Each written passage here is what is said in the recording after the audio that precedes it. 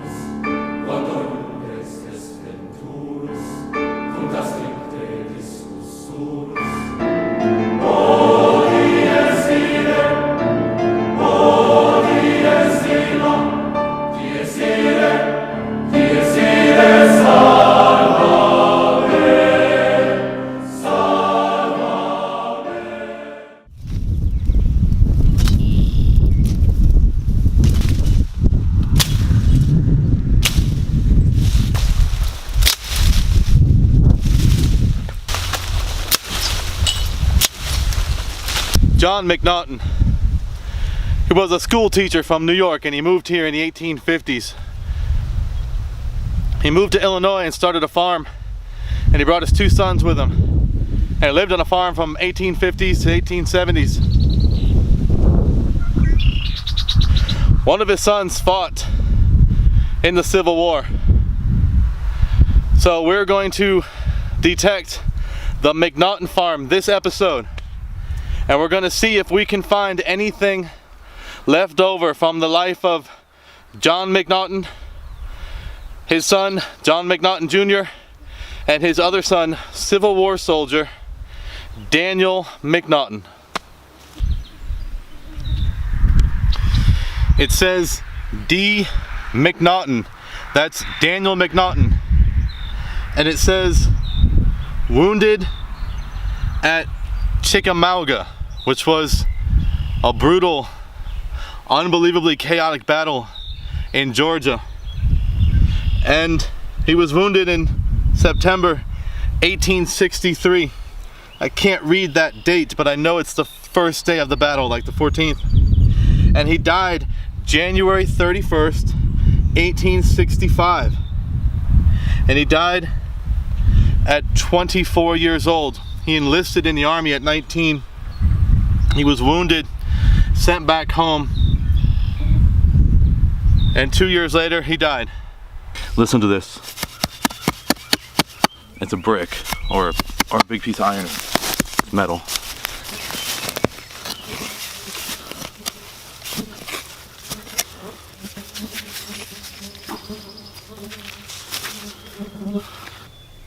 Can you see that? That's a very common farm find. It's a broken axe head. That's really nice. That's outstanding. And you can't see this on camera, but there's something about this that's amazing. This thing has character. And it's very exciting because somebody has taken a hammer and beat on this thing. I can see like the metal is all deformed and mushroomed, and there's a story behind it. I think I know what they were doing. This broken axe head right here was being used as a wedge, and somebody took a hammer and just smashed the ever-loving life out of it. So let's look at a close-up. So here you see along this line right here that it's like mushroom shaped, and somebody used this broken axe head to split firewood probably. Now I've done that before, and I can tell you it is aggravating because it's not the right tool for the job. And so what's awesome about this is that you can see somebody was determined.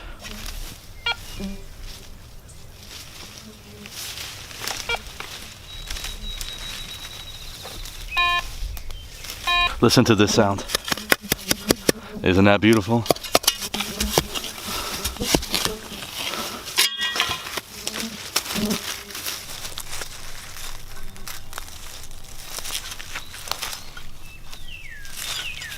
If you're digging an old 1800s farm, don't be surprised if you find old iron. They didn't drop gold and silver. They worked.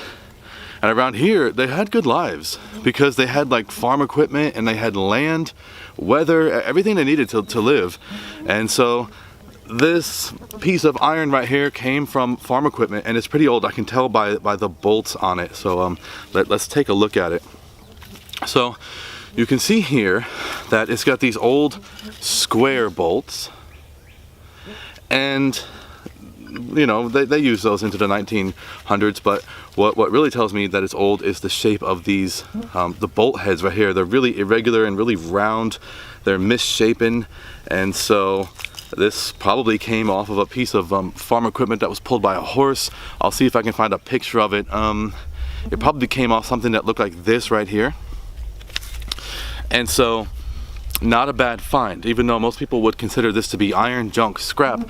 Not when it's connected to the life of a family, a farmer, who had a significant role to play in U.S. history. And that was a family in the 1860s whose sons went off to war.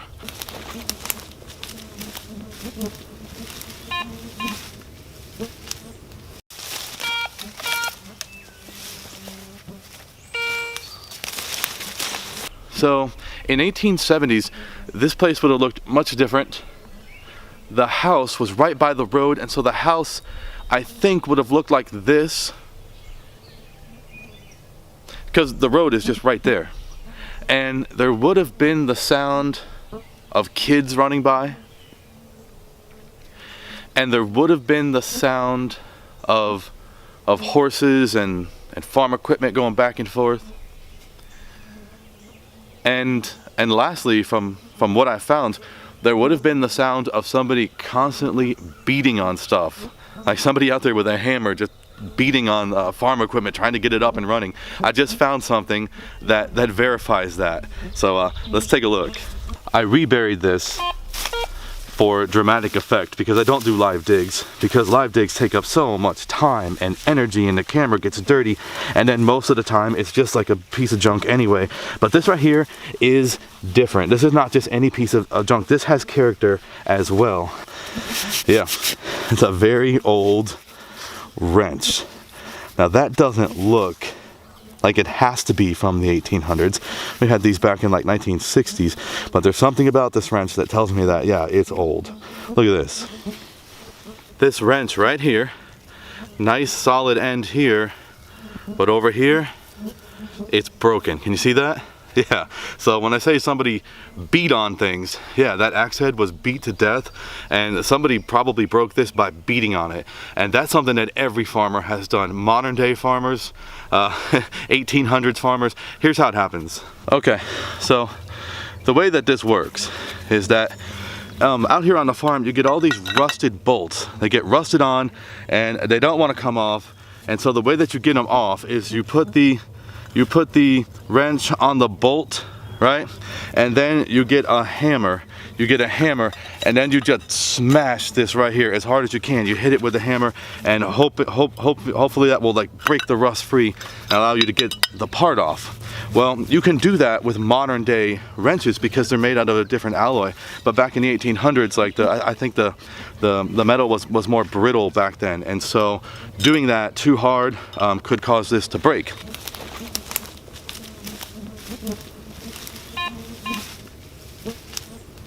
Can you see the bugs around my face? Just look for a second. Yeah, it's like buffalo gnats.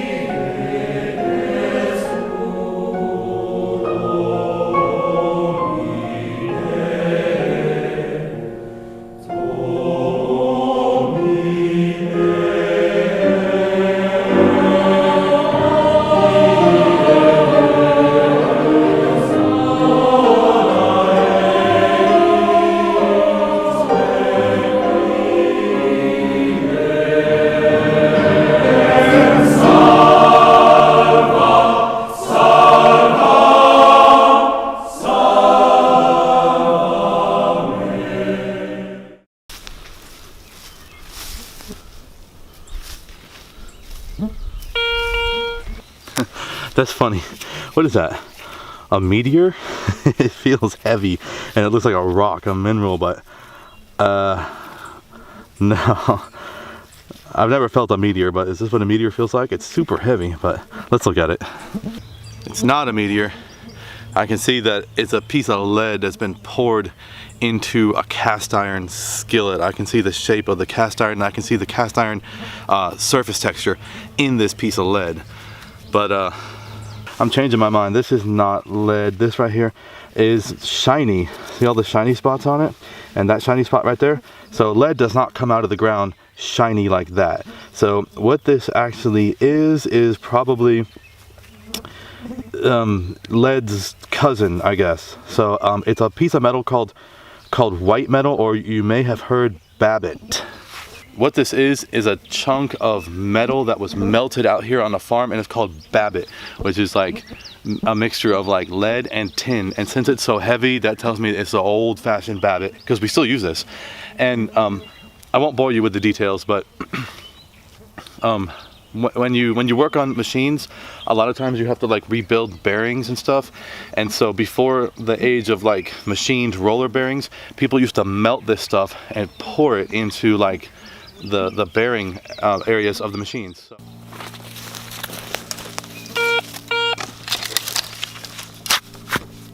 Very rare to find a pure spot like this because there's no aluminum here, like there's no modern day contamination.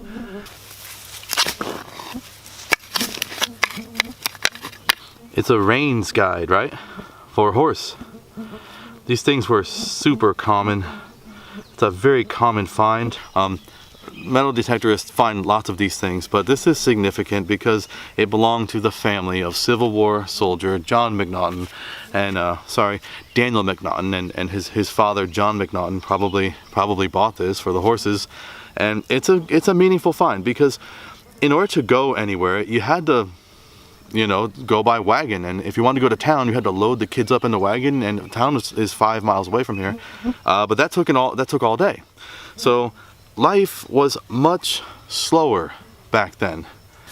Thought there might be a trash pit here, since I found that big piece of iron, that this would be a place where they buried junk, but there's nothing down there. Okay, somewhere out here there's a trash pit full of artifacts. There's also a privy full of artifacts, but to find it in this environment is just insanity. I'm standing in a low spot now, and it's probably a privy. If you watch this probe, watch how deep it goes. I can push the entire probe in the ground.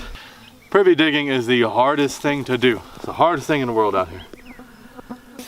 But there's nothing down there. I mean, I've probed it 100 times. Not hitting anything. Maybe they just weren't the type of people that threw garbage down the outhouse hole, you know?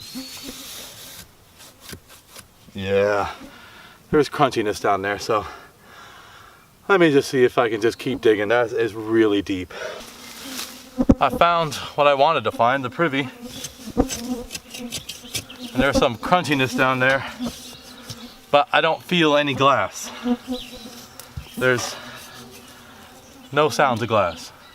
So the only thing that I was able to find is this wire handle, which came off of a bucket or something like that. But yeah, nothing in this privy. And that's how it goes. I've been fighting bugs and humidity, heat, vines, thorns, getting stabbed in the face by sticks all day, everything. And I found what I found. I found what there is to find. So not bad.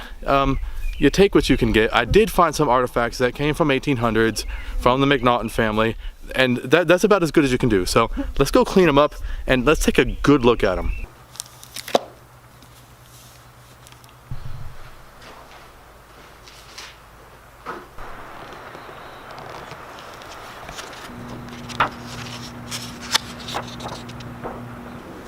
So after all of that, all of the sweat and the toil and the bugs and the dirt and the research, after all of that, This is what I found, basically iron from the old farm.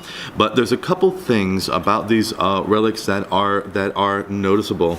The first thing is this wrench right here. This, of course, was broken by someone that was beating on it. But if you look at this part right here, you can see that the jaws of this wrench right here are not parallel. They're distorted, and they're splayed, and they're disfigured. And so that right there would have been extremely aggravating to actually use this thing right here. And so that makes this relic special, because you can see kind of like the human emotion behind this. So if you were to actually use this to undo a bolt, what would probably happen is that it would slip. You would put it on a bolt and you would turn it, and because these jaws are distorted, that what would happen would be the wrench would slip right when you were pushing like the maximum amount of pressure, and you would smash your knuckles into like the farm equipment, and it would have been like extremely cold out, and your fingers would have been burning, and it would have been miserable. Or it would have been extremely hot, and you would have been covered with mosquitoes out there sweating in the dirt. And so this is symbolic of the lives of the people that lived on this farm. Next, we have this axe head right here. This is amazing because, again, you can see human emotion. Now, if you look at this side right here, you can see that somebody actually beat on this. What they were doing is they were using this to split firewood, okay? And so that in itself is aggravating. A serious farmer would not do that. If you were really going to split firewood to heat up the home for your family or to cook meals, you would not waste your time using a broken axe head. You would use a real tool, which is a wedge.